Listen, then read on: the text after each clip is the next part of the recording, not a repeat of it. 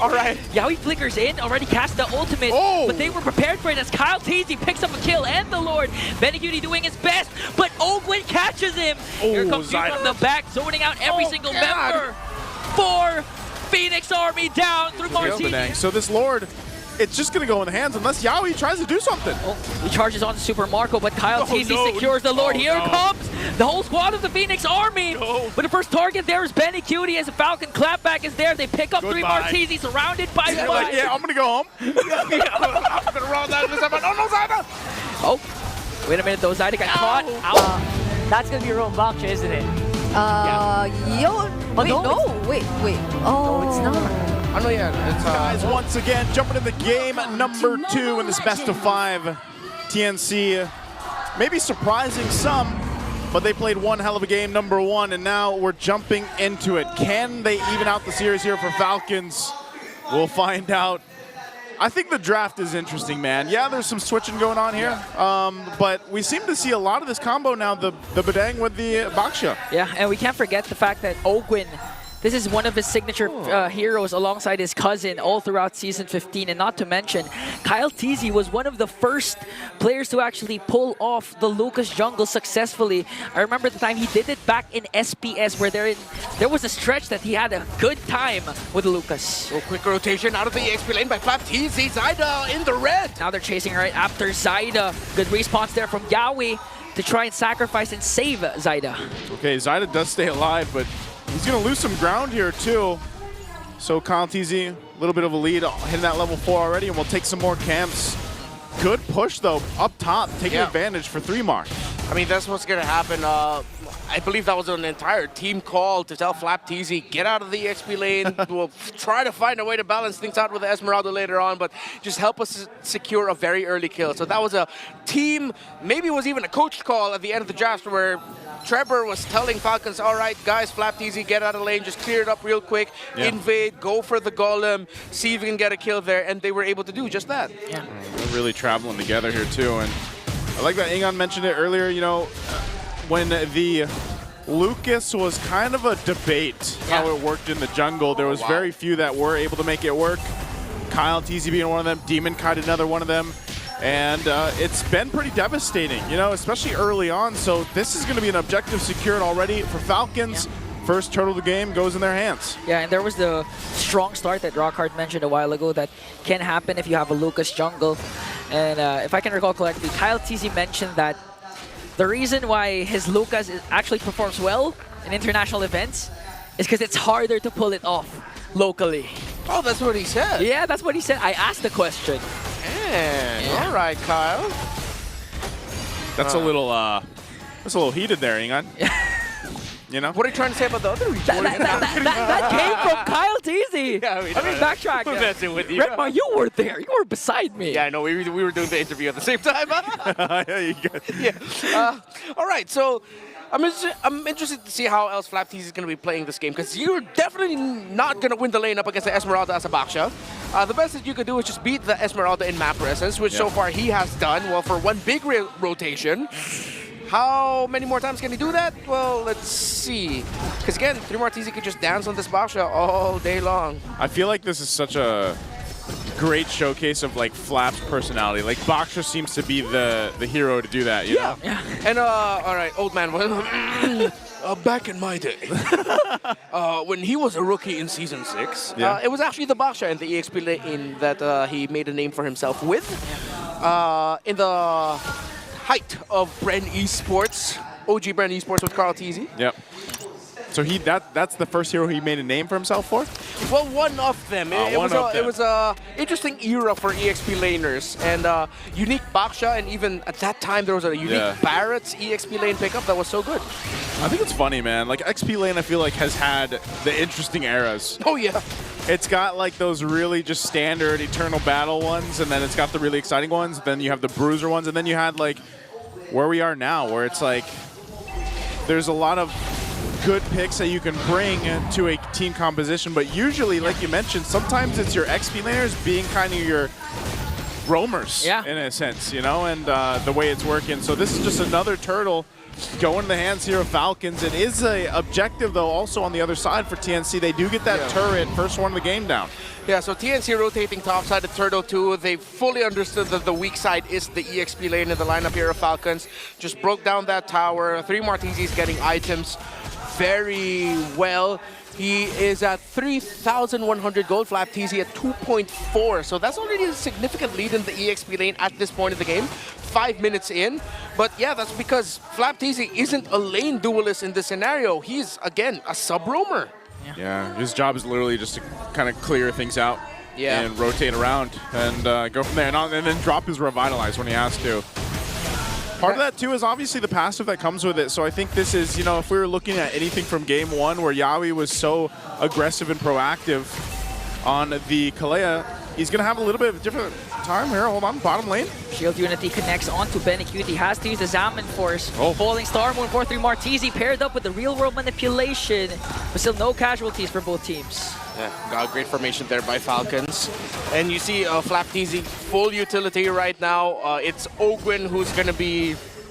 It's in his hands for the setups. Yeah. And holding on to it. A much better game, definitely this time around by Falcons. Even though they lost the tower up top, they're equalizing it. They have a very slight gold lead. And yeah, they can just rotate well at this point compared to game number 1 where they just felt helpless. Yeah, this one is a lot more standard, I would say, and clean, at least for Falcons, with this kind of lineup that they can play with. But as I was saying earlier, I think a big part of this is still how do they go ahead and play against what Yawi can do. Looks like 3 Mars is going to go ahead and get out of there. Didn't even need to use the flicker, so they're fine. Turtle's going to come up, though, and Falcons is in position. They really want to lock down these objectives as they continue to put pressure now on this topside turret. I'm not sure if TNC is even really in a fighting position, though. You know, like, if you think about it, they got to let Benecute farm up, as he does in the bottom lane. They might try turret for the Turtle here, but that's the thing. If you think about the 4 members that they have, they really have to catch Falcons off guard or get the RWM in the right place to have Zyda come in with that damage. Yeah, it's like the Harith has another condition for the fight, and it's the Eve. Yeah. It's like you gotta pair those two up together really well, especially with the type of lineup that Falcons has brought to the table. I agree with that. Let's see if TNC Pro Team can eventually find that, or if when Benecute finally fulfills the second item, wait in the middle of the map. TNC's gonna get caught out, but it looks like they'll be able to escape. Oh! Phew! Catch a 3 Martizi there with the Lantern Flare. Now Kyle Teasy onto Lancey. Might be able to take him down, and he will do so successfully. Yawi again caught in the middle, up against 4. Super Marco picks up the kill. Oh, Benny. I don't think he's not online yet enough. Yeah. And that's exactly what we were kind of segueing in, you know, into. Like, Benny's got his own thing he's got to do, and that's just farm up, because even if they find those moments, and let's say more members of Falcons were down, Benny just doesn't have that damage just yet on the Harith. Takes a little more time to cook there. So that's another turret that will fall. Falcons bringing the lead now just about to 3,000 gold or a little more. Yawi, he's going to pop that conceal. He's like, I got to get out of here. Yeah, he has to. Kyle TC spots out his Walk now. Even use the red re-up against 5. Yawi, where are you going to go? Where are you going to look? Who's going to get the kill? Of course, they're going to bring it to Super Marco. Ooh, turned him into a Sky Piercer stack. Yeah. Well, what a punish there by Falcons. And yeah, TNC Pro Team have completely left their comfort zone from game number 1. As it seems like what works for Falcons is to just pick up beefy dudes that can just run over you. Literally what they are in real life. That's true. That's what I'm saying. You know, the Baksha kind of fits the Flap persona, you know? All he needs, all the Baksha needs is a skin where he can actually, like, flex while he's rolling around. Yeah, I think we're just going to see a lineup full of shirtless dudes for the rest of the series for Falcons, and it just works out for them. Just muscles on muscles. Dude, with a mage. MPL Philippines needs to do a piece of content where they take the Onyx boys and the Falcon boys, and they have, like, a lift-off or something. Oh, yeah. And you should host it nice, too. And I'll host it. Yeah. We can host it, you know? Yeah. Renmar can host it. Renmar's a gym guy, too. Yeah. Have you seen his calves? Yeah, he's got the best calves out of everybody, dude. That's actually true, That's folks. actually true. We are not capping. We're not calving. Okay, Yawi. All right. Yawi flickers in, already cast the ultimate, but they were prepared for it as Kyle Teasy picks up a kill, and the Lord. Benecute doing his best, but Ogwin catches him. Here comes Duke from the back, zoning out every single member. 4 Phoenix Army down through Martizi, has to flicker out. Was able to get away, but Falcons, no casualties.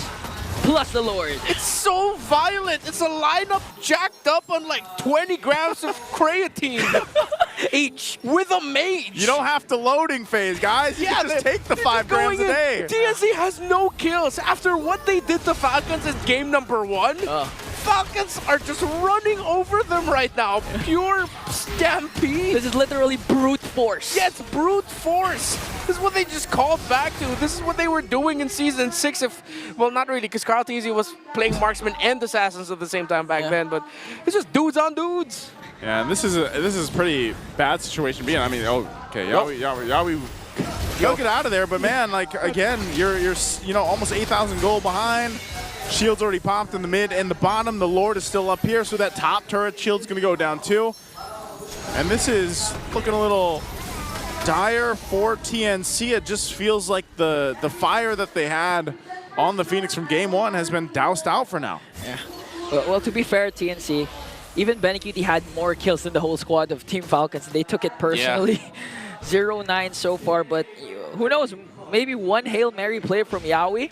One good ultimate can turn the tides for them. Yeah. But with the 7.5k gold lead, even if TNC manages to wipe out Falcons, they're easily going to bounce back. Yeah, I mean, the draft philosophy of Falcons here is similar to what TNC Pro Team showed in game number 1. In game number 1, it was everything for the 1-1. Yeah. This lineup is everything for Super Marco. They did that in game number 1 too. It was also a Granger, but it just didn't fare out well. The TNC lineup was purely better. But here this time around, now that they have significantly more damage that can be up in your face, can throw his body, still deal a significant amount of damage in the Lucas compared to the Suyo, then yeah, you're gonna have an easier time around. I feel like this is what Falcons wanted to do in game number 1, except this time they have a much better piece in the Lucas, and they don't have to worry about the 1-1. And the big part of this box and why he's popping up so much too is the fact that the amount of pressure that he brings, where like even if you're just rolling around and you're not actually planning to initiate, but you just kind of do that fake out jump, you know, like that's enough to keep people from guessing or initiating themselves. And it's a way that Falcons can play, or any team rather, that takes that box. And mind you, this lets Flap, because he brought it in the XP lane, be a lot more proactive. If you think about the, for example, team fight participation in essence, when it's a Baksha, you're going to have a way easier time to do it than really majority of the XP laners that are available right now in the current meta. So Flap's been a big part of why Falcons has just been winning these team fights time and time again, where it also takes some of the pressure from Ogwin away, where he can be a little more kind of choosy on how he wants to initiate with this Benang. So this Lord, it's just going to go in the hands unless Yawi tries to do something. Oh, he charges on Super Marco, but Kyle Teasy secures the Lord. Here comes the whole squad of the Phoenix Army. But the first target there is Benecutie as a Falcon clapback is there. They pick up 3 more Teasy, surrounded by 5, and instantly demolished him. He walked into the gym without a membership. Not like that. That's walking to the gym without your headphones. You're like, yeah, I'm going to go home. I'm going to roll that. Oh. Wait a minute, though. Zyda got caught out again. Super Marco picks up his 6th kill. Now, Team Falcons has a 9k gold lead. It's so violent.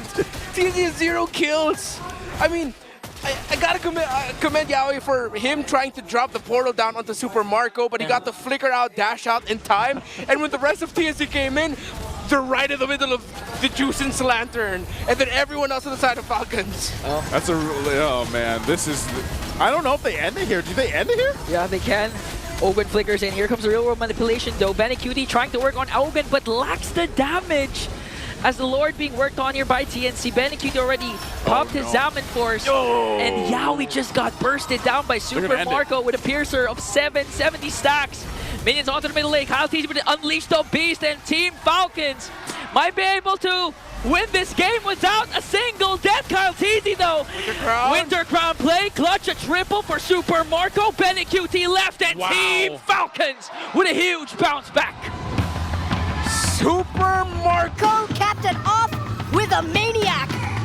Yeah, TNC got kills, but no, that was a violent victory for Team Falcons Philippines. Hey, Super Marco was like, Benny, I saw your maniac. Let me get one. It's now 1-1 in the series, man. What a game. Clean as hell for Falcons. Let's throw it over the fan. Well, this is definitely